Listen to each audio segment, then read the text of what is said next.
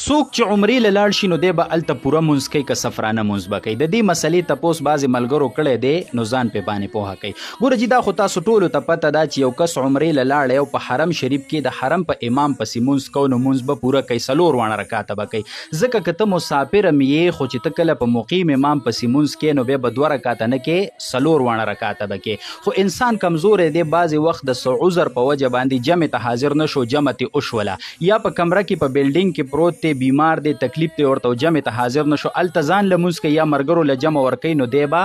100 رکاته کوي. ګوره جي مسله دا ده چې کله ته عمرې له لاړلې او ستا دا اراده وه چې په حرم مکي کې به زه 15 ورځې یا د دې نه سیوا تېروم، نو ته په لاره خو مسافر یې، ور رسېدو پورې خو مسافر یې، خو چې کله هلته ورسېدې نو ته به مقیم حسابېږي، ته به بیا سفرانه مونځ نه کوې. که تا ځان لمونځ کوو که جمع دې ورکوله په کمره کې ملګرو له، نو ته به پوره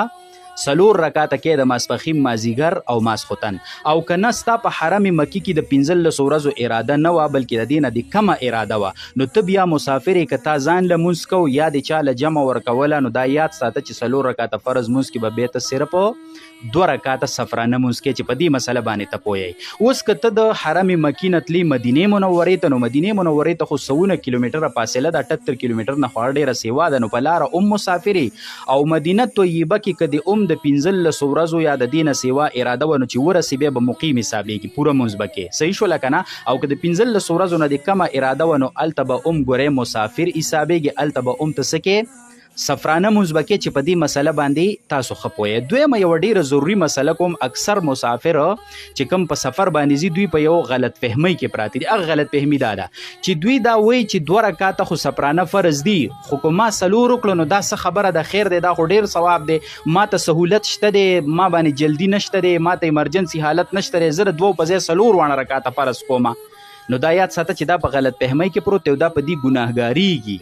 مسافر باندې 4 رکاتیز فرض مونځ کې 2 رکاته دا الله پاک دا واجب دی چې دا به 2 کوي، او واجب چې څوک په قصد پرېږدي دا ګناهګار ګرځي، واجب چې څوک په قصدن عمدن پرېږدي دا دې فاسق او فاجر ګرځي، علما لیکي د عذاب مستحق ګرځي. نو ته به داسې نه کې، ته به 2 رکاته کې ګورې، دا به نه وی چې یاره 2 خو دي خو خیر دی زه به 4 وکمه. نو بعضې مسافر ګورې دلته په دې غلط فهمۍ کې پراته دي، نو چې په دې باندې تاسو څه یې دا پوهه دا خو تر دې پورې مسله ده که یو مسافر په غلطۍ کې 4 رکاته وکړه د 2 په ځای باندې، نو ګوره که په 2م رکات باندې قاعده کړې وه، په ابدهو پاسېدلی او په آخر کې سجده سهوه کړې وه، خو مونځ یې صحیح شوی دی، او که په آخر کې سجده سهوه نه وه کړې نو دا مونځ دې دوباره راوګرځئ، صرف 2 رکاته دي په دغه ټایم کې دننه، او که ټایم تیر شو نو مونځ یې شوی دی، دوباره راګرځول یې واجب نه دي، مستحب دي. صحیح شوله که نه؟ او که نه دی په 2م رکات د دا وړه قاعده نه وه کړې او دی 3م ته پاسېد او 4، نو بیا خو فرض د سره ونه شو، فرض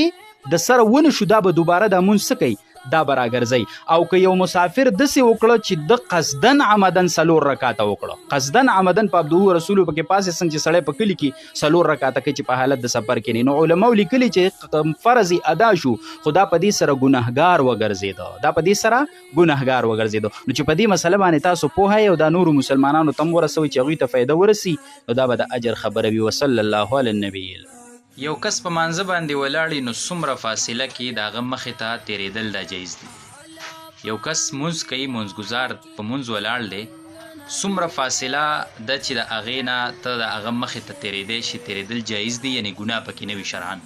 د وړوکي مسجد څه مسله ده، د غټ مسجد څه مسله ده، د وړوکي مکان، د غټ مکان یا میدان دی په هغې کې ولاړ دی، نو په هغې کې څومره فاصله کې بیا تېرېدی شي. په دې کې بیا د سوترې مسله ده چې مونځګزار چې مخې ته کوم څیز ږدي دا به د دې لمبایي به څونه او موټایي به څونه، نو بیا به د هغې مخې ته کس تېرېدلی شي. نو ګوره جي اول مسله خو دا وکړه چې د مونځګزار مخې ته تېرېدلو باندې چې کوم وعید راغلی دی هغه ډېر سخت او خطرناک دی، چې کله سړی د یو مونځګزار په مخه باندې تېرېږي، حدیث مبارک کې راځي که ده ته د دې د ګناه پته ولګېده چې په دې کې څومره ګناه ده، نو دی به تر 40 ورځو یا تر 40 کاله راځي یا 40 میاشتې دی به په دقه ځای باندې ودرېږي، انتظار به دونه وکړي خو د مونځګزار په مخه باندې به تیر نشي. څومره سخت وعید راغلی. یا د ابوهریره صاحب په روایت کې راځي چې نبی علیه السلام فرمایي چې یو کس د خپل رور په مخه باندې په داسې حالت کې تیریږي چې هغه په مناجات کې وي، یعنې په مونځ باندې ولاړي،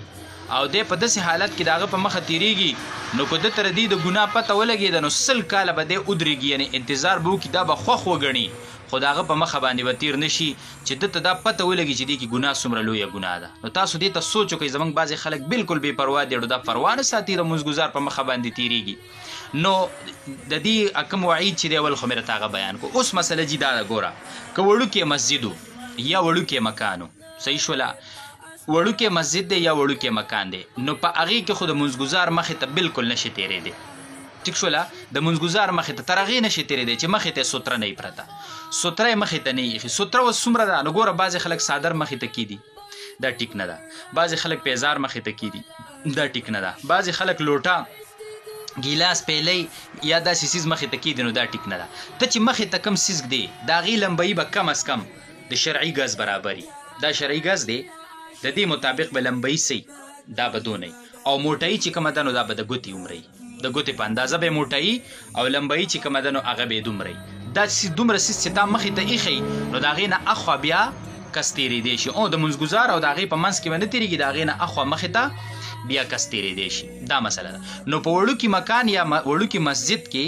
کوم مخې ته سوتره پرته وه خو د هغې نه اخوا تیرېدی شي او که نه مخې ته سوتره نه وه نو په وړوکي مکان او وړوکي مسجد کې تر هغې چې د مونځ نه ختم کړی یا بله لار نه پیدا شوي ته به د مونځګزار مخې ته نه تیرېږي ورنه په دقه ګناه کې به راځي دا یو مسله شوه. بله دا شوه که مسجد غټو نو بیا د مونځګزار مخې ته تیرېدی شي څومره فاصله کې اوس مسجد به غټي نو غټوالی څومره دی نو کم از کم 60 فوټ لمبایي یادی 60 فوټ لمبایي کتابونه ذکر کوي 40 ګز شرعي 60 فوټ لمبایي ذکر کوي چې دومره مسجدو یا غټ مکانو ټیک شو بعضې وخت مسجد نه علاوه مکان کې هم خلک مونځ کوي یا میدانو نو په دې کې څومره فاصله کې تیرېدی شي نو دومره فاصله کې تیرېدی شي چې مونځګزار خپل د سجدې ځای ته ګوري که نه او دته دا تیریدونکی په نظر نه راځي نو دا څومره فاصله ده دا د مونځګزار چې پکې ولاړ دی یو 10 سپه او 2 سپه نور 2 سپه نور 3 سپه فاصله کې بیا د مونځګزار مخې ته څه دا په غټ مسجد کې یا غټ مکان کې یا په کلاو میدان کې 3 سپه اخوا ته د مونځګزار مخې ته څه کولی شي دا تیریدی شي تقریبا 12 فوټ دا یادی خو دا چې کله غټ مکان یا میدان یا لوی مسجدي په وړوکي مسجد کې چې مخې ته سوتره نه وي نو ګورې داسې نشي تیرېدلی دا مسله جي ځان سره یاد وساتئ. بیا دا ده چې بیا دا کم کس چې د مونځګزار په مخه باندې تیریږي نو دا کس آیا دا مونځګزار منې کولی شي که نشي منې کولی نو ګوره دلته کتابونه دا ذکر کوي چې مونځګزار په مونځ ولاړ دی او د ده په مخه کس تیریږي نو د لاس په اشاره هم منې کولی شي ټیک شوله که بیخي خوا کې تیریږي نو لاس هم ورسره دغه کولی شي چې منې کړي یا لږ جدا دی د لاس په اشاره هم منې کولی شي او یا په دغه ټیم کې ته خپل مونځ هم تیزولی شي چې تسبیحات وې یا مونځ الفاظ په دغه ټیم کې تیز کړي چې هغه ته پته ولګي چې لکه منې شلته په مونځ باندې کس ولاړ دی ټیک شوله دا ته کولی شي خو ګوره دا د مونځګزار دپاره افضل نه ده بهتر نه ده جایز دي ښه په دې مونځ نه ماتېږي خو دا د ده دپاره افضل نه ده چې دی یې منې کړي ټیک شوله افضل ولا داره چې بس پرېږدي هغه له په خپله احتیاط پکار دی په خپله خیال پکار دی او که د زنانه مخې ته څوک تېرېږي نو زنانه خو به مونځ نه تیزوي ټیک شوله نو زنانه به بیا دا لاس په دې لاس پروت نو دې لا داسې اواز ورکولی شي دا یو لاس دی بل ته راواچي داسې ټپ اواز تې وباسي نو په دې سره به هغه ته پته ولګي چې یاره خو بیا هم دا د مونځګزار دپاره افضله نه ده جایز ده ګناه پکې نشته کراهت پکې نشته خو افضله نه ده ټیک شوله مسله بله دا شوه بله مسله دا ده جي چې بعضې وخت ماشوم په مونځ ولاړ نو د ماشوم مخې ته تیرېدل څنګه دي نو ګوره دا مسله هم ضروري ده ګوره که ماشوم داسې و چې هوښیار و ښه پوه ماشوم نابالغه دی وړوکی دی مکلف لا نه دی خو هوښیار دی